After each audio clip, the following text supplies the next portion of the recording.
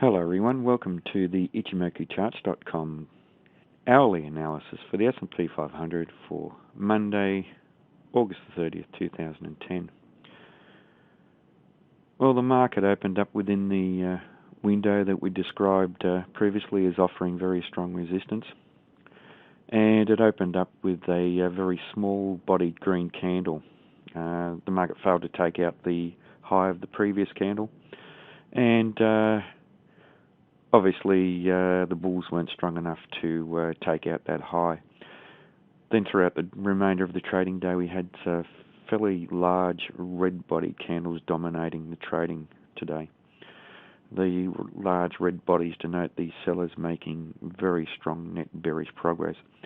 Following the opening hour, we only had one green-bodied candle, and that was a fairly small green-bodied candle with a large relatively large shadow on the top representing downside price rejection.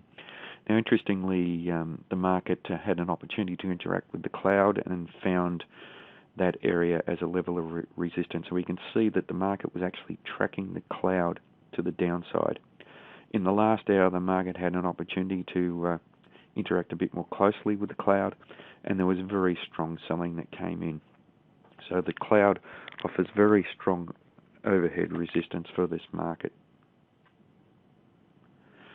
Now, if we look at all of these candles for the day, we have every candle making a lower high and a lower low with a few inside type trading hours, but none of the candles were bullish enough to actually change the trend in that hourly time frame. The trend to the downside remained in force for the whole trading day, with not one candle making a higher high and a higher low. So that could be significant for this market over the next few days. Now, interestingly, the market is trading down toward this zone roughly around 1040, 1041, where the market found support previously, and it is a very strong area. It's been tested now on 2 occasions, and the buyers came in quite strongly.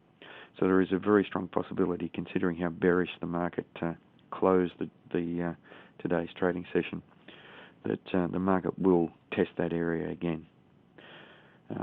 If we see bullishness coming in, it may be a good opportunity to buy, but we do need to be careful that we do have the market, if it does trade to the upside, it will interact with the cloud, and the cloud will offer resistance. We can see here on quite a few occasions that the market has offered fairly strong resistance. The cloud has offered fairly strong resistance to the market. Now, as we noted previously too, the Kijun-sen, the pink line here, which represents trending action in the medium-term time frame, had turned flat. And we noted in our previous session that there was an opportunity for the market to retrace back towards that, and that's exactly what happened there. So every time the Kijun-sen turns flat, there is a very strong probability that the market will test that, or certainly retrace partially back towards there, and that's what we're seeing. We did actually have the crossover of the Tenkan-sen above the Kijun-sen, which is a bullish signal in Ichimoku charts terms, but that occurred below the cloud, and if that does occur below the cloud, then it's a very, very weak signal. So considering that we had the market trading very close to the cloud, it probably would have been a signal that most Ichimoku chart followers would have ignored.